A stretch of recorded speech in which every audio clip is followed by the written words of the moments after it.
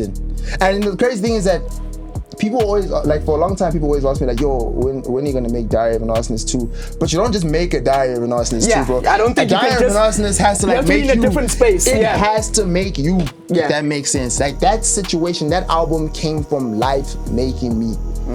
And who did you meet first, and how did that group actually start? Who did I meet first? KindlyNxsh and BabyDaiz. I think I met Nash first. Yeah. I met Nash first. You met Nash, okay. Yeah. I met Nash producer first. to producer, I'm guessing. How I met Nash is I was.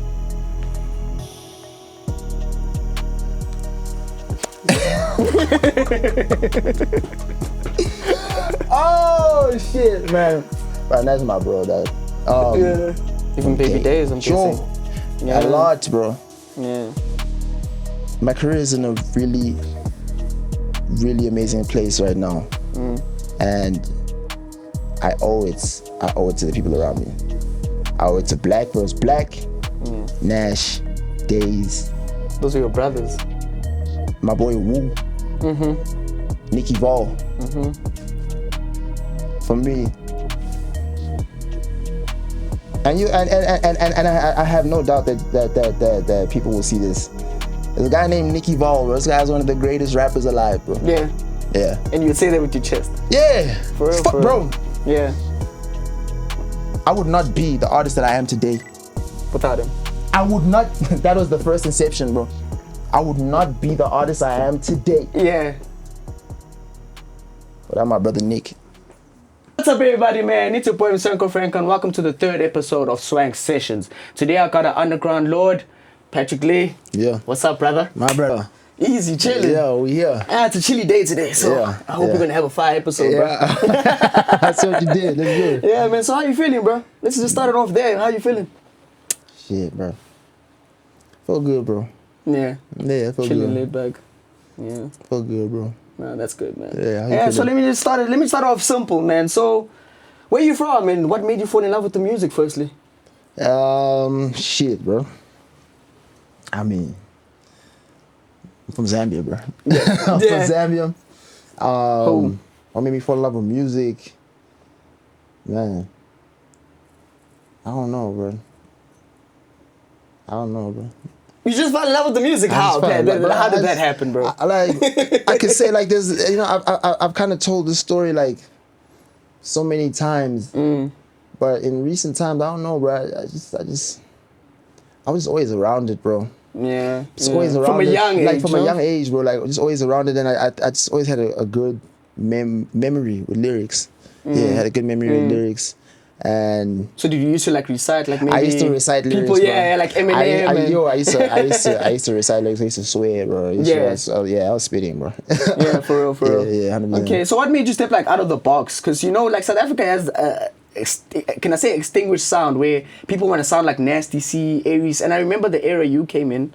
It was the same time where Aries was popping, Nasty C was popping. What made you step like outside of the box and be like, you know what, I'm gonna add punk stuff, I'm gonna add rock stuff, elements into my music?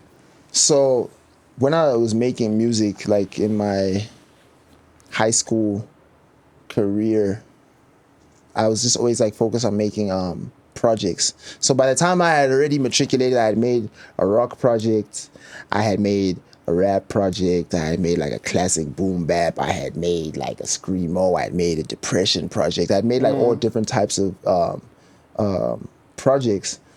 And I just remember at one point, most of my projects were always influenced by an artist that I was listening to. Okay. And I've always been the type of person that will only ever listen to like one artist religiously. Okay. So like there was a point where I was bumping like Lil Wayne, and when he did Rebirth, I was like, yo, man, because he stepped out of the box with that one. Yeah, I'm like, man, I want to do this, bro. So if I could be like perfectly honest, it was just like my influences and my inspirations at the time. Before I had even found a sound, I just wanted to create something similar to what I had, what the music that I enjoyed. Yeah, do you know what I mean? And at the time, I think in the beginning of high school was probably like Lil Wayne, and towards the end of high school, it was like Kanye West, Travis, and The Weeknd. Okay. And yeah, bro. I say, bro, I wanted to be like Kanye, bro. I wanted to be like Kanye and Lil Wayne, bro. Yeah. I wanted to be like Kanye and Lil Wayne, but I say more Kanye because, he was very different with the sound. yeah, he was very different, but and also, I could relate to him. I could relate to him as somebody who, because you know, like with hip hop, they want you to be a certain type of individual. Of course. You know what I mean? Or you have to either have been from the streets, or you have to have gone through this or X, Y, Z, or that. You know what I'm saying? And if you don't do that, you won't be given the same amount of respect and authority. So you're saying, You in know what other I'm saying? words, you didn't really have that type of background where it was violence and... No. I didn't have I grew up okay, bro. I grew up good, bro. Good, yeah. Yeah, I grew up good, And bro. you should be proud of it, bro. Yeah. Because, you know, I 100%. don't know why people come out in the end and be like, I come from struggle. You know, just trying to make yourself like a hard rapper. You know, with especially like artists that, let's say you come from the burbs. Let me just put it out there, from the burbs, right? You come from the burbs, you tend to want to like kind of glorify, you want to find something to struggle in so that you can fit, so that you can fit into, you know, the archetype of what a rapper should be. Because typically a rapper is someone that like came from the hood, that did this to get out. That's always been the norm. That's always been the norm image, yeah. So you just gotta find like you what Kanye showed me is that there's different ways to, you know, go about to it. do this thing, yeah. Because he never came out as a hard. So it makes a lot of sense when you say Kanye inspired you. Yeah, 100%. Yeah. Yeah, talking about Kanye West, do you like the production side of the music, or do you like more of the rapper side? If you had to pick one. I like more of, man, that's tough. But I think probably more of the rapper side because of what I know about his process, or what I allegedly know about his process. We don't know if that's what it actually is, but from what he has shown us, or what I've seen, like researching, probably I like the rap side more. In the beginning, it was more like the production, but it's the rap. You got some crazy beats, bro. The rap is like, it's like the self-esteem, it's like the confidence. You know what I'm saying? And that's okay. I like the way he expresses himself. Okay. Yeah. Would you say you one of those artists that actually express themselves through the music? 100%. Yeah. I tend to like keep a lot more things bottled up to myself, or not even that. Actually, I think I can explain best musically. Actually, no. Let me take that back. Yeah. Nah. Let me take that back. I don't necessarily aim to explain myself. I more so want to just release. As in, like, just get that whatever feeling I'm feeling, like put it just somewhere. Out into the mic. Yeah. No, that's beautiful, man. Yeah. Also, I just want to ask one thing. You know, you have been in the underground space for a while. Yeah. You know what I'm trying to say? And you dropped a masterpiece when it comes to Diary of an Arsonist. Yeah. So I just want to ask, like, what was your thought process through that? Because even the beats, like, it's something we've never heard before. I can remember I was still in high school when that came out, you know, and when that came out, I was like, oh my God, this is something we need to hear, because we are tired of the same old stuff dropping in South Africa. So, like, just walk us through the making of Diary of an Arsonist. Man. Damn, bro. Man, that was a classic. Yeah. Man, Diary of an Arsonist.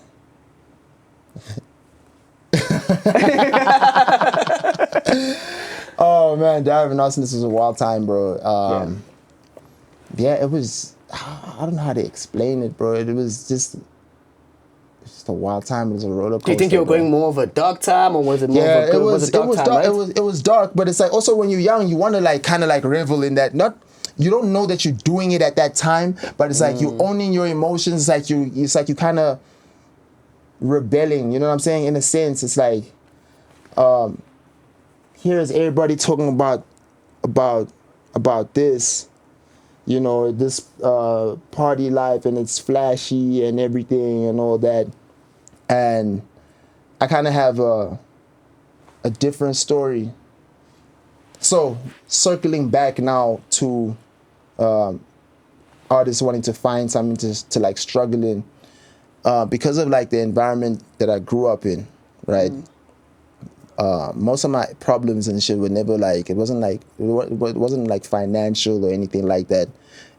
It was more so the problems that you would probably encounter after you have money.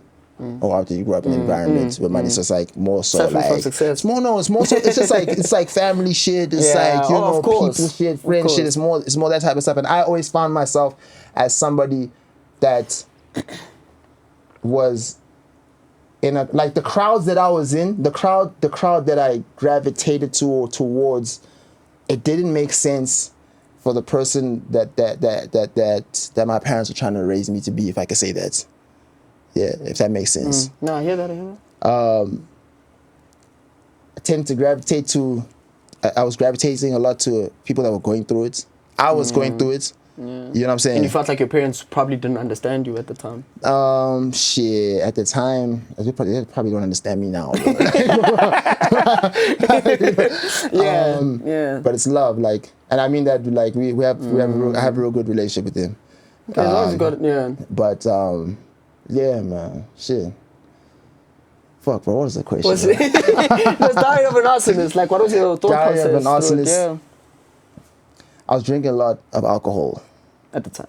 At the time, I was drinking a lot of alcohol, getting into a lot of fights. I had a lot of anger in my heart. I had a lot of anger in my heart, a lot of darkness in me at the time. It sounds super corny, bro.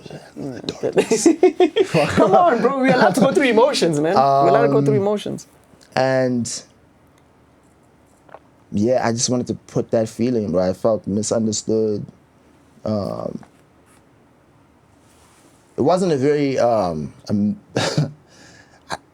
there's things I want to say, but because of where I'm at now and who it would affect, and you know what I'm saying, like I it's like you don't think about these things when you're younger.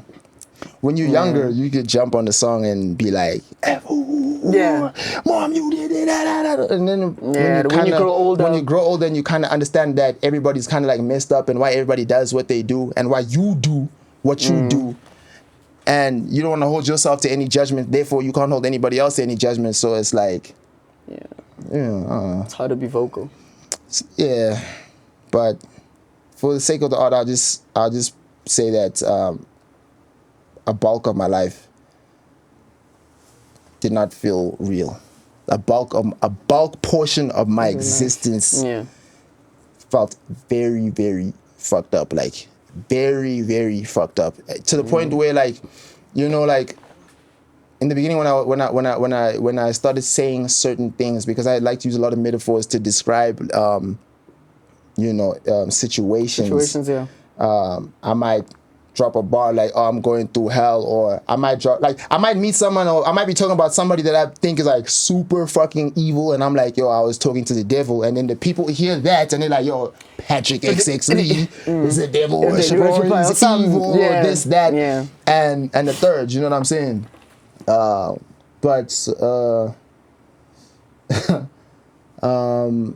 bro. But I didn't live a happy life, bro. I'll let you know that much.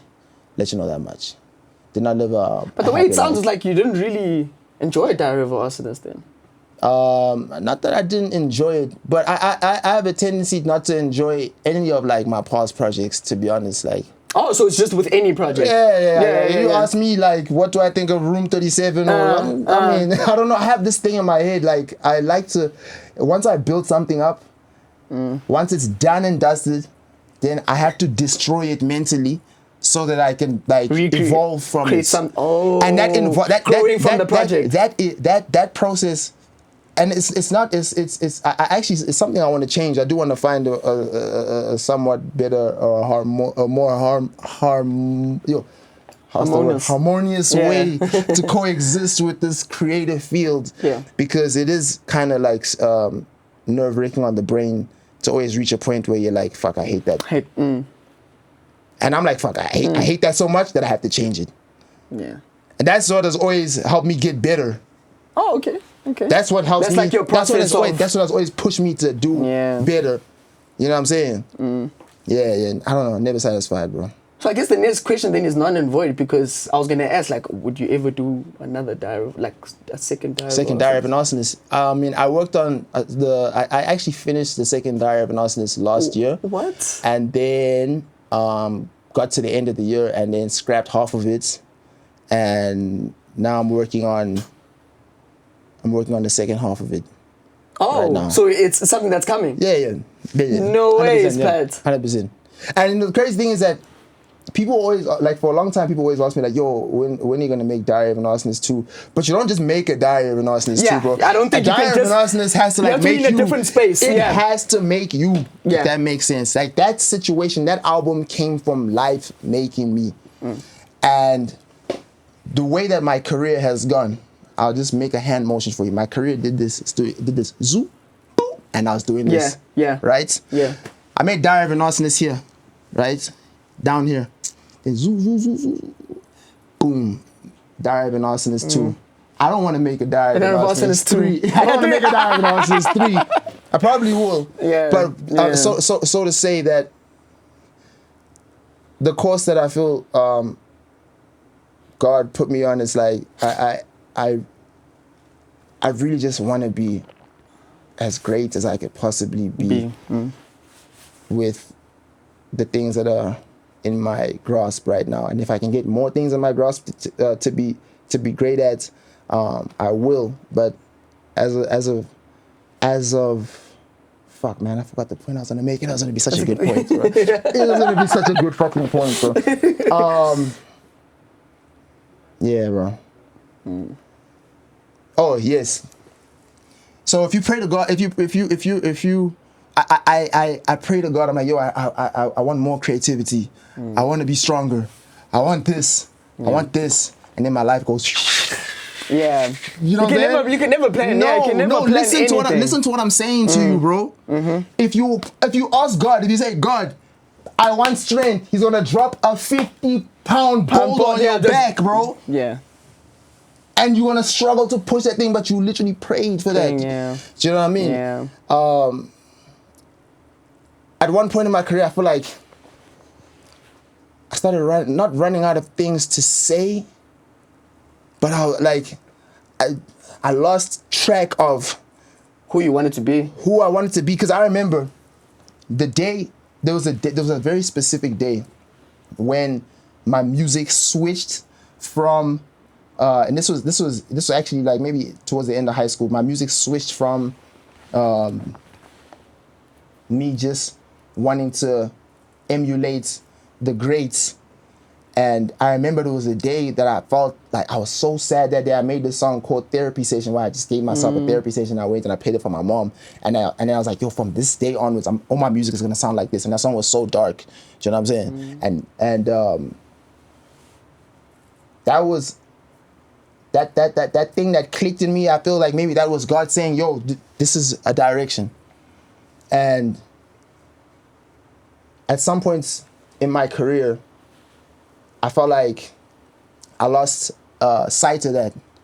So I've literally been like, I had a phase where I was like, yo, what do I want to say? Yeah. And when I was making music without having something to say, it was reflecting. It was reflecting. Like, it was reflecting on the drops. So there is, like, if you go check the timeline of everything. Would you say that's where you think you took a that's where I took a dip.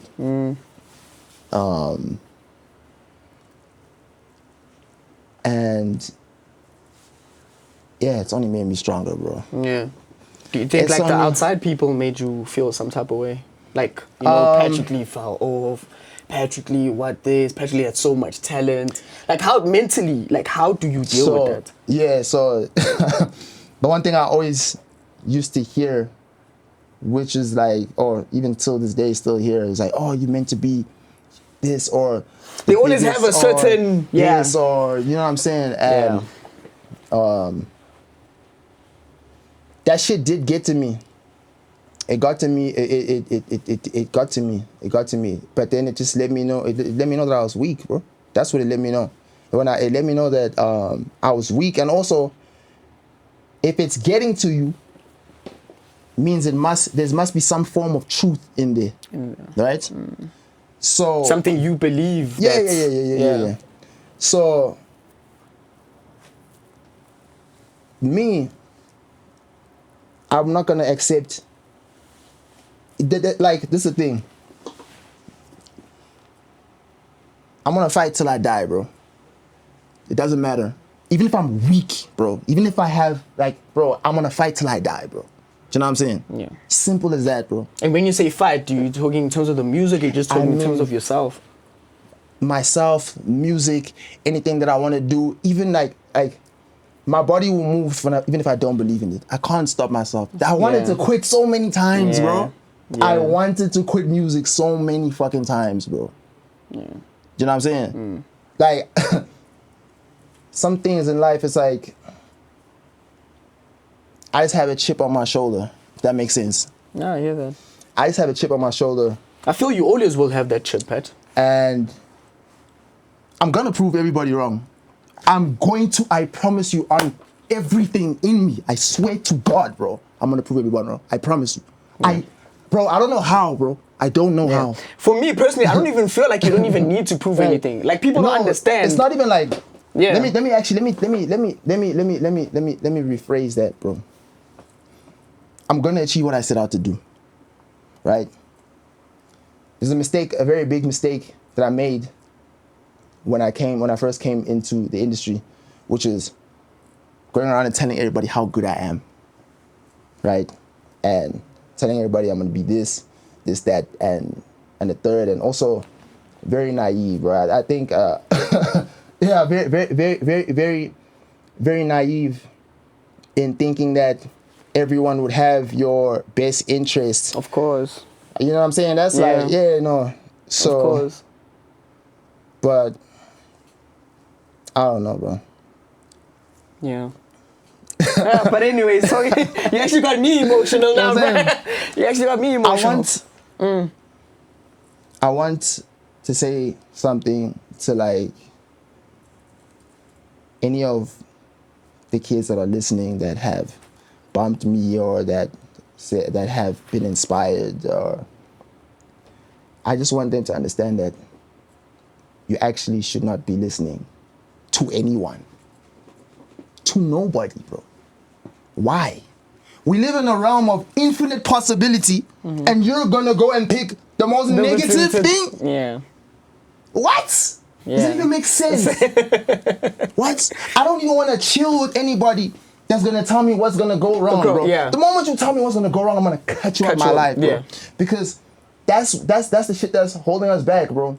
That is the shit that's holding us back. And where the music is right now for the underground, I'm so happy for them because they don't need to listen.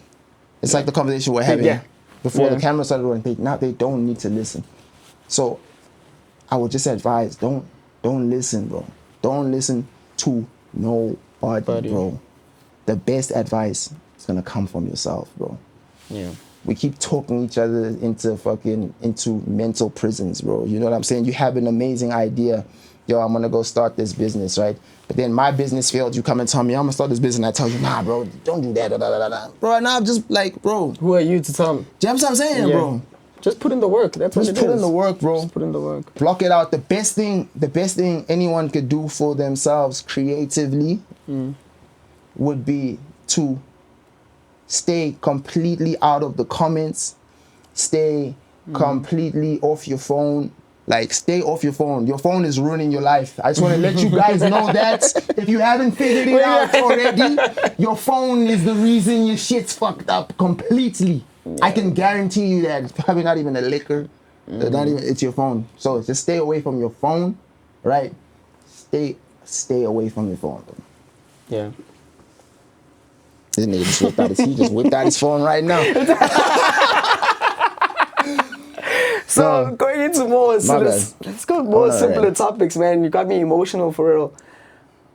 I see you've been tapping into your roots, right? I've been seeing you drop even OD. You know, some people won't even know what certain things mean. Yeah.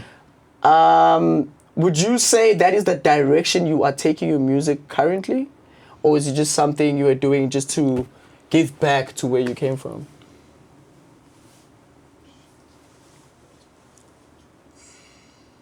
It's a good question. You see, like, things aren't really as planned as. There's a word, there's a term that my trainer actually just taught me very recently. He said it. It's called post rationalization. I think that's when you make something. Oh, maybe actually, I'm gonna shut the fuck up before I say something wrong. But basically, I can't give you the answer to that now. I'm only gonna know. Like, for example, I'll let you guys know a crazy. It's not even that crazy, but a lot of people, when they listen to my projects, right, and I take time to, like, you know, structure things or whatever. A lot of people, they'll be like, yo, this is so intricate. It flowed so well, like with the story that he was, bro. When I'm making this shit or when I'm doing this shit, it doesn't make any sense. I can only tell you afterwards. Like, I can tell you, like, in 6 months what the purpose of this was. Like, I create from, I don't know. I don't know. You know what I mean? So it just comes to you naturally, I'm guessing. Yeah, man. Okay, so between Nash and Daiz, because I've seen you guys have been at Three or for like a while now. Yeah. Between Nash and Daiz, who did you meet first, and how did that group actually start? Who did I meet first between Nash and Daiz? I think I met Nash first. Yeah. I met Nash first. You met Nash first, okay. Yeah. I met Nash Producer first. to producer, I'm guessing. How I met Nash is I was.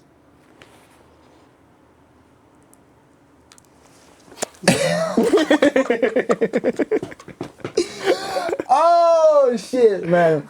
Right, that's my bro, dog. I somehow found his page on SoundCloud, and my phone was connected to the aux, and when I just heard this beat, and I was like, yo, this is mad, bro. I was like, this is mad, bro. And yeah, bro. I have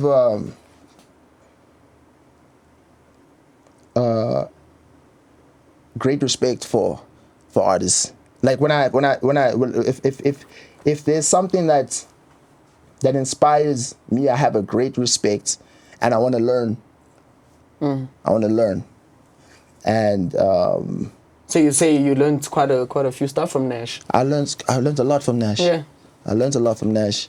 I learned a lot from Daiz. Because I always see, when I see Nash, like, just like on TV or whatever, you know, I see him more of like a joker. Yeah. I've had a conversation with Nash, yes, you know, really, really cool guy. Yeah. But I've never had, obviously, probably what you guys have. Do you guys have like serious conversations? Yeah. But like, just live music, banter, just like bullshit, everything. I've learned a lot from the people around me. Yeah. I've learned a whole lot. Even BabyDaiz, I'm guessing. Yeah. A lot, bro. Yeah. My career is in a really, really amazing place right now. And I owe it to the people around me. I owe it to Black Bros Black, Nash, Daiz. Those are your brothers. My boy Wu. Nikki V. For me. And I have no doubt that people will see this. There's a guy named Nikki V. This guy's one of the greatest rappers alive, bro. Yeah. Yeah. And you would say that with your chest. Yeah. For real, bro. Yeah. I would not be the artist that I am today without him. I would not. That was the first inception, bro. I would not be the artist I am today Yeah. without my brother Nick.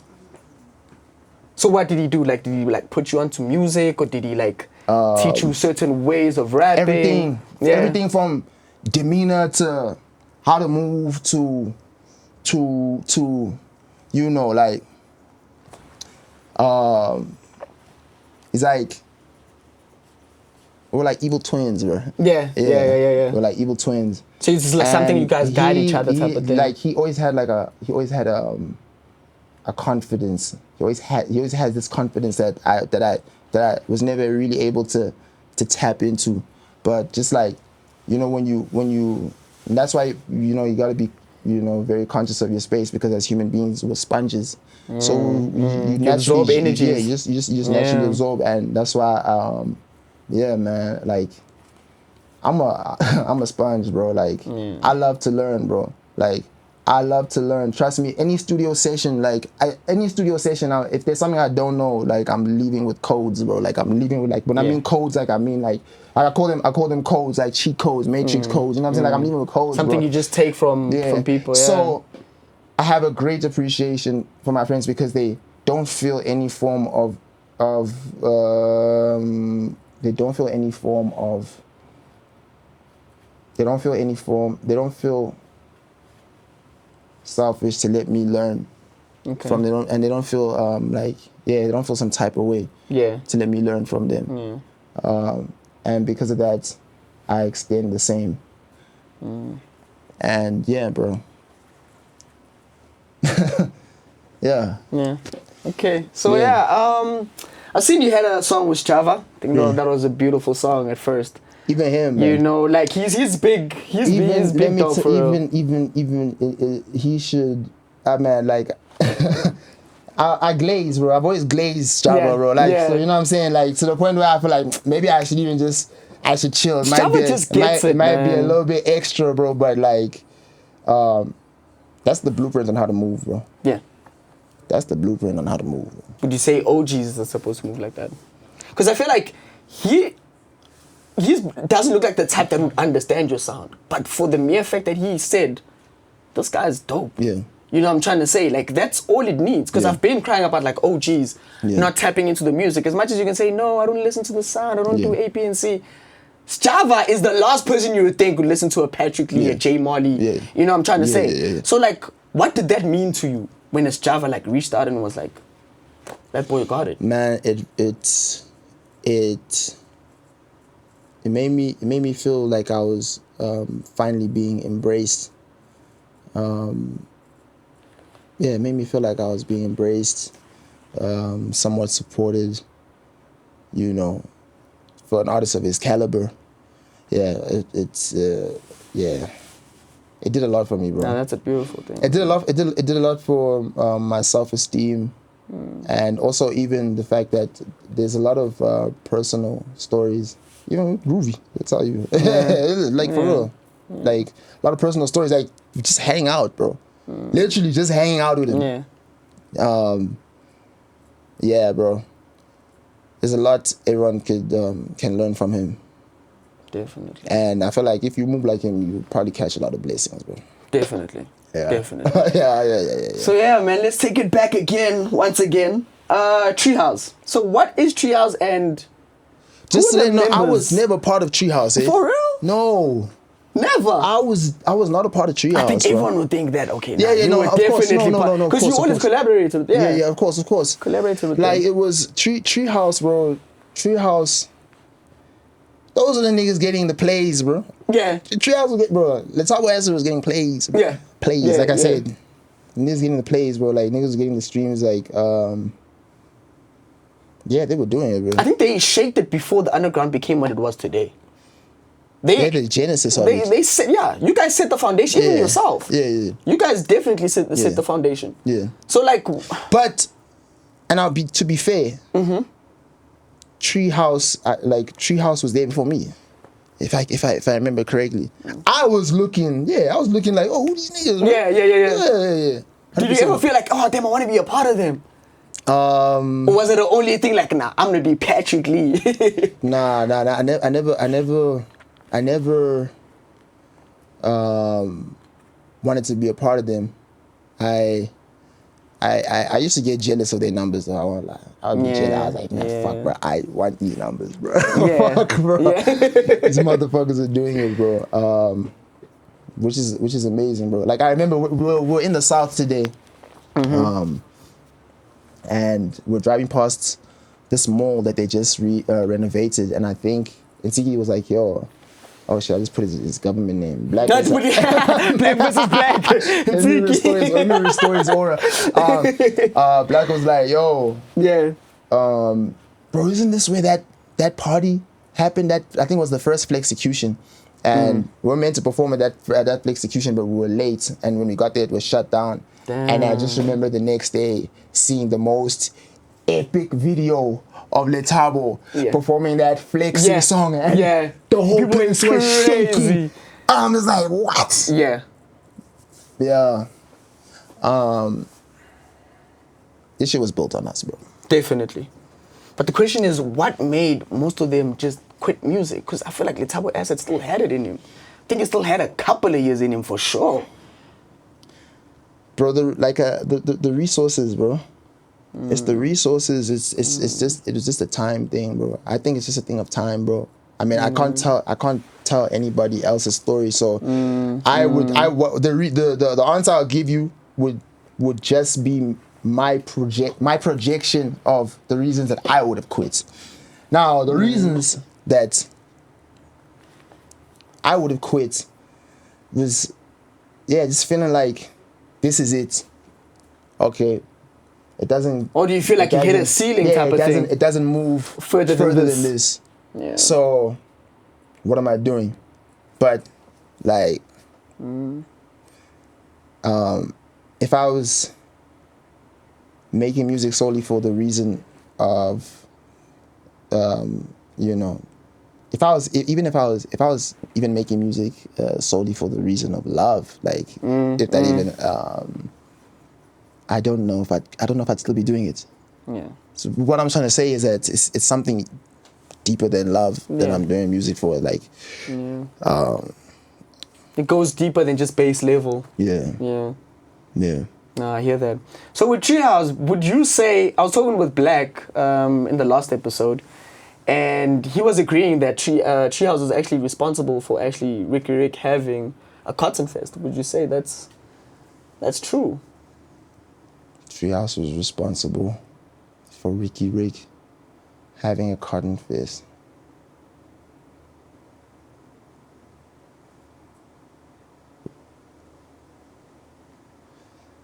Because they did have some relationship with Ricky. I don't know if I know that directly. I don't know if I know that directly. What I do know is that those parties that were happening back then was the first of its kind. It was a novelty factor where kids could go and mosh pits, and basically kids could go and experience a type of lifestyle that they thought was only possible in the States or somewhere else, like, a Rolling Loud, a concert, or this, that, and the third, like a Rager. At that time, Travis was just popping up, and he was doing all those shows. He was doing the Days Before Rodeo tour, and he was raging.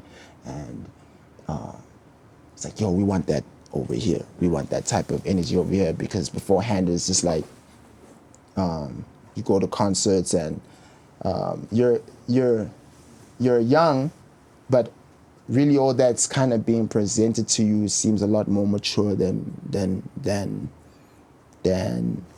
what you're trying to experience. Treehouse is responsible for those parties, I believe so. Yeah. Treehouse, Champagne 69.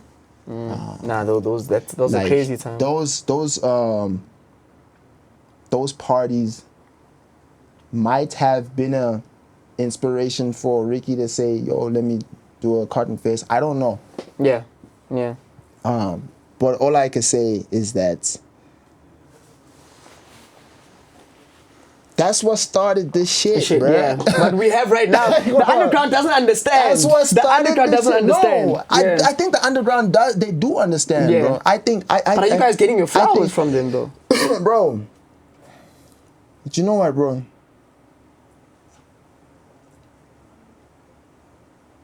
Like, who needs flowers, bro? Like, niggas need to make another festival, bro. That's the flowers, bro. Yeah. Throw the parties, that's the flowers, bro. Like, throw the parties. I feel like we're actually lacking that right now. It's the parties. I mean, obviously, COVID did some damage. Definitely, to hip hop in general. It did some damage. Yeah. Okay, so what made you guys pick the sound that you guys were making? Because you guys came together and you're like, you know what, we're all the same. Let's make this certain sound. Was there someone you guys like looked up to that made that sound, or was it just something you guys created on your own and was like, okay, It was probably Travis Scott, bro. Travis. Yeah, probably Travis Scott, bro. Yeah. Let me just speak for myself, because I was also like, that was what I was plagued by in the beginning of my career, was, yo, this guy sounds like Travis Scott, or this guy's trying to be Travis Scott. But then also at the same time, you just gotta understand, niggas are trying to build their sound, and you're not gonna build your sound off of thin air, bro. So yeah, someone's always gonna sound like somebody, bro. Truthfully. And but let me not minimize it. I'm not minimizing it when I say Travis. It's influence, it's inspiration, bro. Like, you know, the older cats were inspired by Travis. Let me tell you something crazy. Bro, let me tell you something crazy, bro. Nah, bro, actually, wait. Let me tell you something crazy, bro. Bro, did I not in my career have niggas tell me, you sound like Travis, sound like this, that, and the third, only for 6 months later, they sound like Travis. True. Right? I'm not gonna say any names. Yeah, I was about to say a name, actually. A mainstream name, but I'm not gonna say any names. You guys know it, whatever. Like, we can pretend like it is what it is, or it ain't what it ain't, bro. Yeah, facts. Do you know what I'm saying? Facts. Nah, I hear you. I had to get that off my chest. Bro. Nah, I hear you. Nah, I hate the thing of like, especially when it comes to hip hop, there's always this thing of like, no, you sound like this, but as soon as American doesn't Amapiano sound, it's never, this guy sounds like Gabza. No. This guy sounds like, why? No. Like, why do we do that to ourselves, bro? You know what I'm trying to say? Yo. It's ridiculous, man. Yo, I don't know, bro. It's honestly ridiculous. I had the answers for you, bro. Yeah. Yeah, but other than that, like, what's your relationship now with the Treehouse members? Since you said you weren't part of Treehouse, like, do you still have a relationship with like Champagne 6ix9ine and, you know? When I've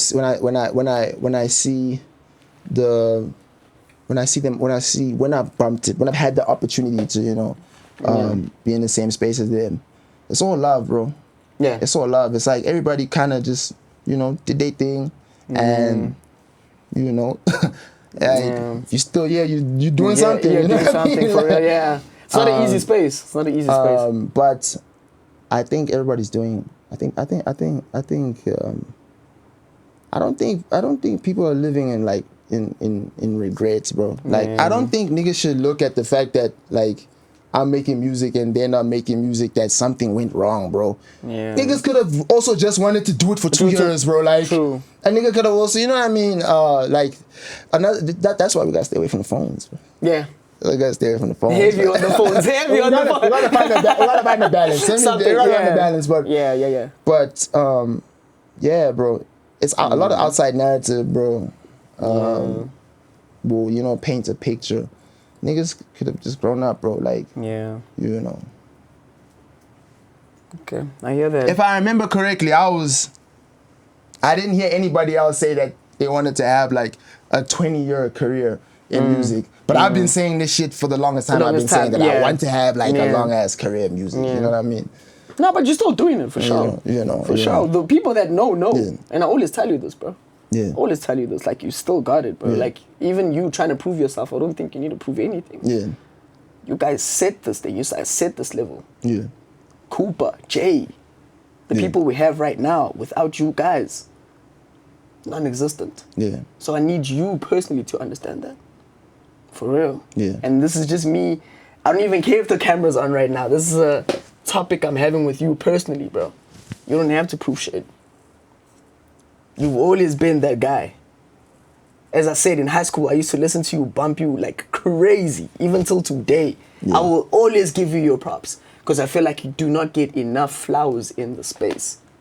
That's why I'm saying, are these kids noticing you? Yeah. Because if I was one of them, I would come to you, big dog. Yeah. No cap. Yeah, that's real. But in other topics. That's real. Man. In other topics. That's real. Do you think the word underground is do you think it's a placement? Do you think we still need to use the word underground? Because I feel like some people say we're placing these people in a certain genre and a certain placement, so that's why they can't really make it mainstream. So how do you feel about the word underground? I think we have misused the word underground. We have basically what underground is a genre. That's what people underground is a it's a sound, it's a quality. We've misused it. You know what I'm saying? Because it's like I'm trying to find the right way to say this. I don't believe in like a underground or a mainstream. Okay. I see underground as a sound, as an aesthetic, and mainstream. Okay, fuck. Let me round this up.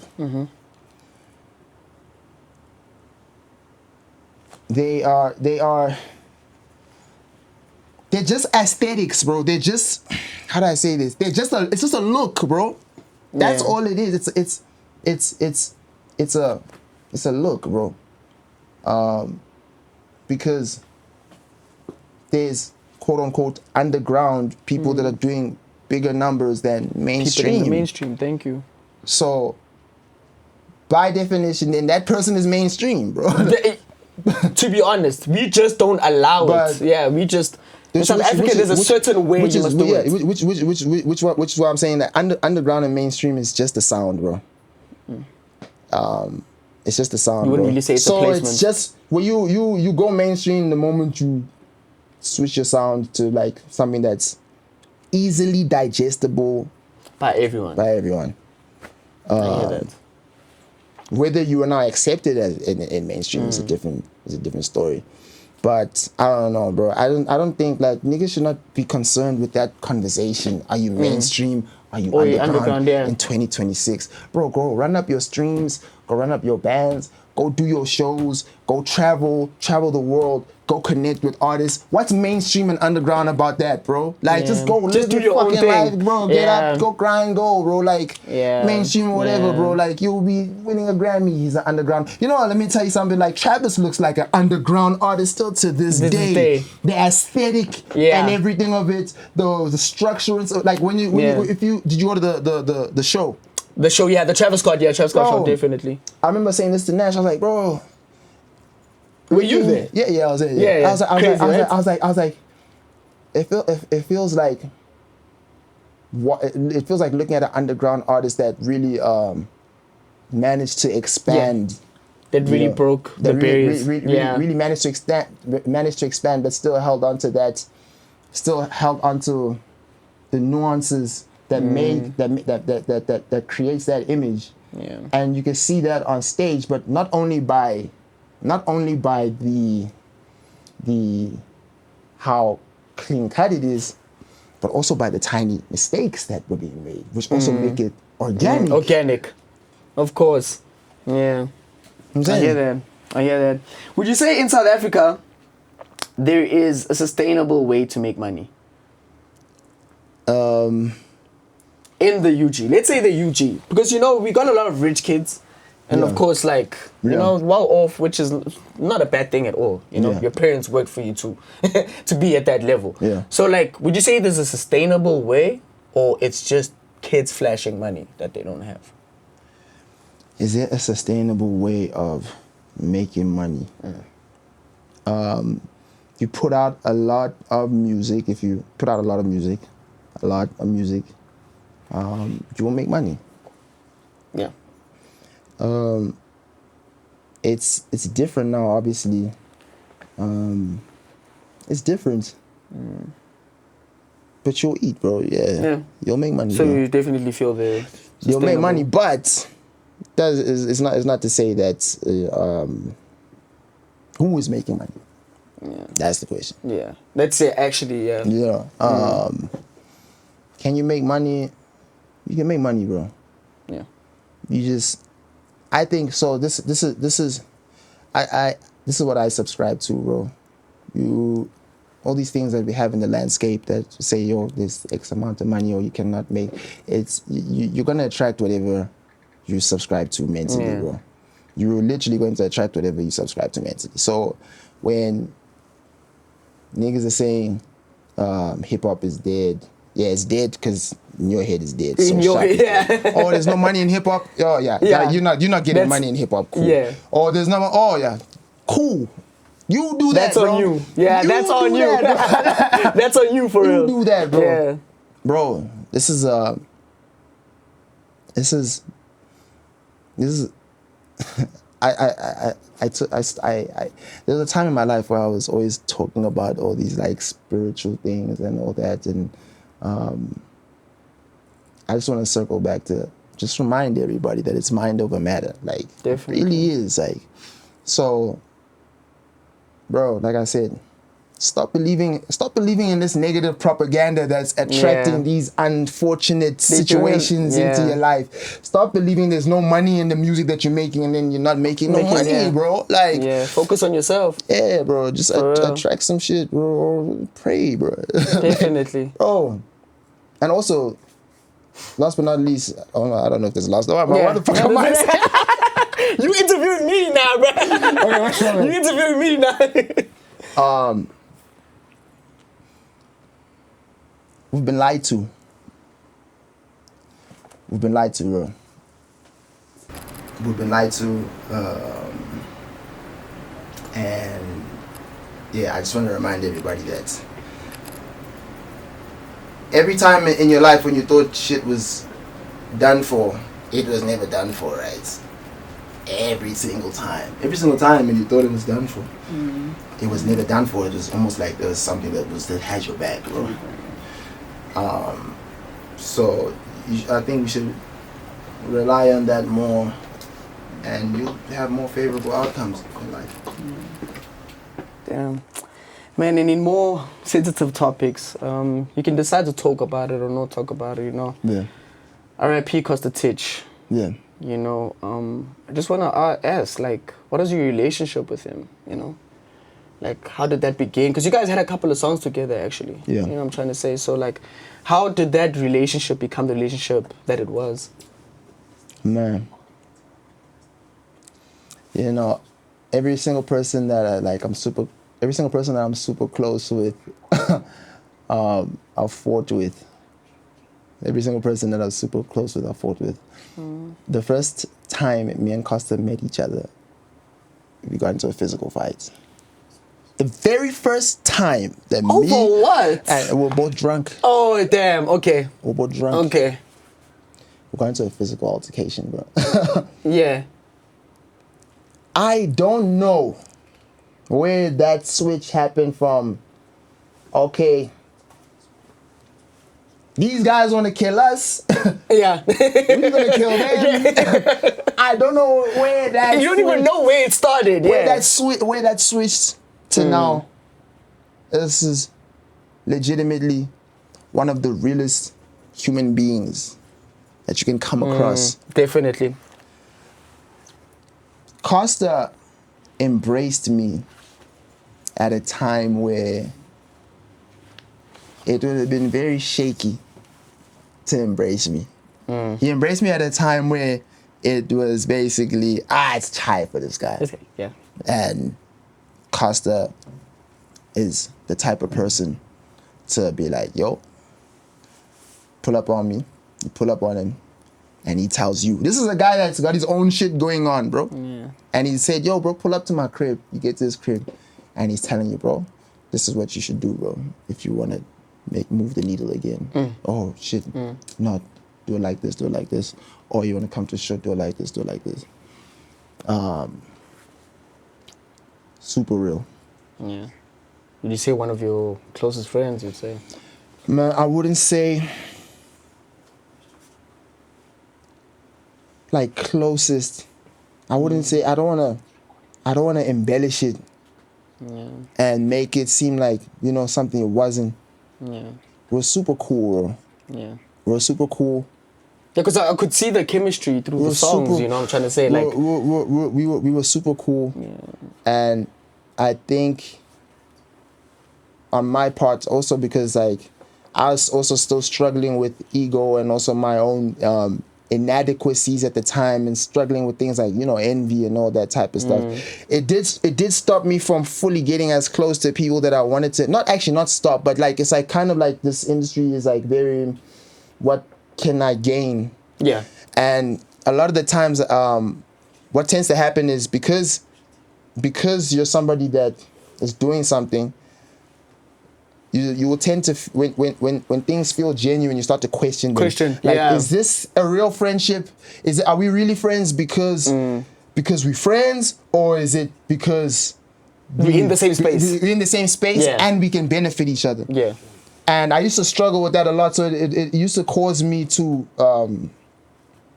push away a lot of people and act in certain ways that was like, you know, fucked up. So yeah, man. But he was. I don't know. I don't want to embellish it out of it. I don't want to embellish it out of respect for the people that are actually his super best friends, bro. Yeah, I hear that. Do you know what I'm saying? Respect that. So, I say it was super cool, bro. Yeah. The night when we found out that news was dark, bro. Yeah. Shit, bro. It's fucked, bro. Where were you mentally when that happened? Man. Yeah, funny enough. I was at the crib, had a friend over, and and we were chilling, and then I had some other friends over who had got the news. So they had got the news and they were on the other side of the house, and I was booling and they didn't want to tell me yet. Yeah, of course. Yeah. And then it was Groovy called me.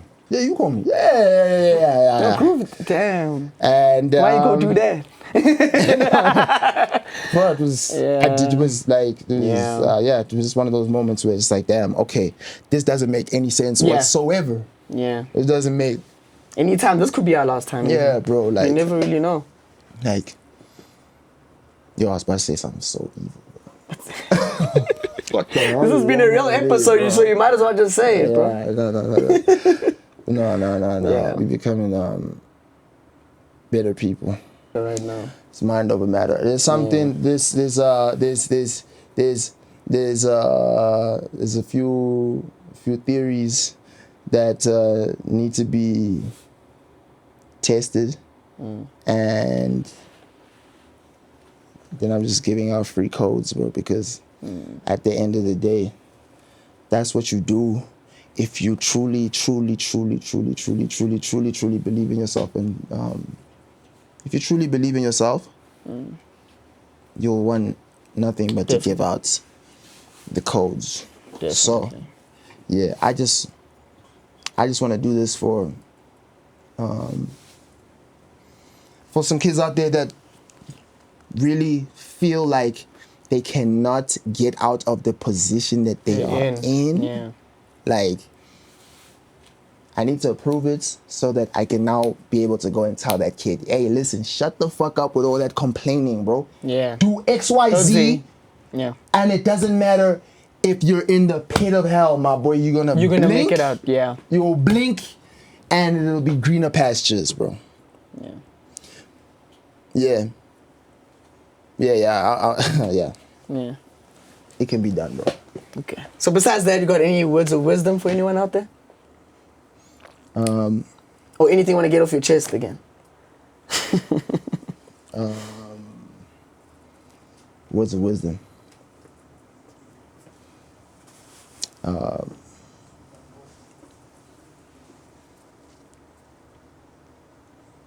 Man. Nah, I don't have anything. Anything right now? Okay, Ben. Okay, Ben. Now this was a soulful one, man. Thank you. Thank you for putting up with me, brother dog. You made me emotional on my own episode, man. So for real, I wish you nothing but the best. Yeah. Out there, keep doing your thing. Episode 3, Swang Sessions. Thank you for tuning in. Yeah. My boy Patrickxlee. We out. Yeah. Shit. Wow. Yo. Nah, that was Crazy. crazy. That was actually a crazy episode. Yeah. Shout out, man. Yo, those are real answers, man. Real Yeah. questions, real answers. Fuck with that. Yeah. Fuck with that for real, man. But mentally, I hope you're good, bro. Yeah, 100%. Besides the whole shit, dog, I really hope No, 100%, bro. you're in a good space, man. Yeah. Have to be, bro. Yeah. And even if I'm not. Can we give like It's not- a thumbnail shot, man? Oh, yeah. Oh yeah, for sure. I've been telling you, bro. We need a thumbnail. Cut off the